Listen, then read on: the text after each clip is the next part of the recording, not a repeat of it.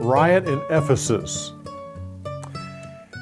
No matter what you think about my comments about Corinth and what happened with Paul there, everyone agrees that when he leaves Antioch and heads on his third missionary journey, he is on fire.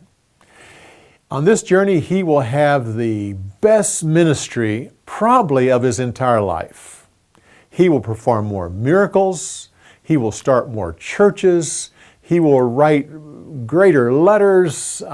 Just an amazing time when Paul goes on this third missionary journey. He goes to Ephesus. I personally think he's been trying to go there for several years. But every time the Spirit of God leads him elsewhere. Well, now he's at Ephesus. And this is a major port. This is a major city. Crossroads, and is so important. He spends upwards to 3 years there, which is probably the longest that he's spent anywhere, at least up to this point. Possibly he stayed longer at Rome. No one really knows. But he uses this as a base, and from here he reaches out to the entire area. He starts churches as far away as about a 100-mile radius. These are churches like at Colossae, where he writes a letter to.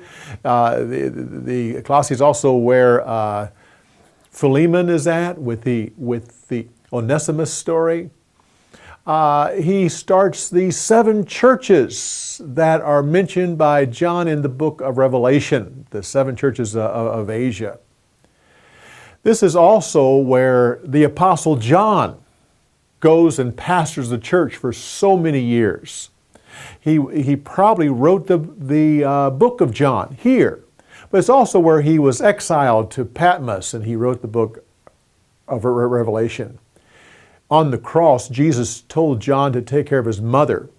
So tradition has it that Mary is buried at Ephesus. Well, so much of Paul's time in Ephesus was dealing with the church of Corinth. He's having such a fantastic ministry in Ephesus, but he writes the church in Corinth and it wasn't received well. And so then Paul just took a quick boat trip across and goes to Corinth, and he wasn't received well. He comes back to Ephesus, and then he writes a scathing letter, and the one that we don't have. And then finally he sends that with Titus, and it's just all this is going on here at Ephesus. When he finally leaves here, he goes to Troas and over to Philippi, where he receives the good news that finally the church at Corinth is responding to the correction that Paul is trying to give, and he writes the book of 2 Corinthians.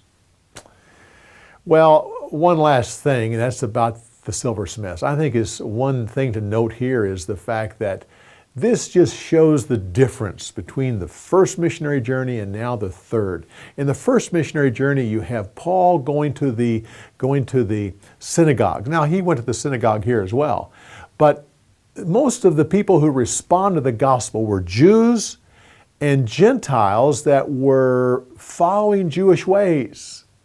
That's how the first churches were started.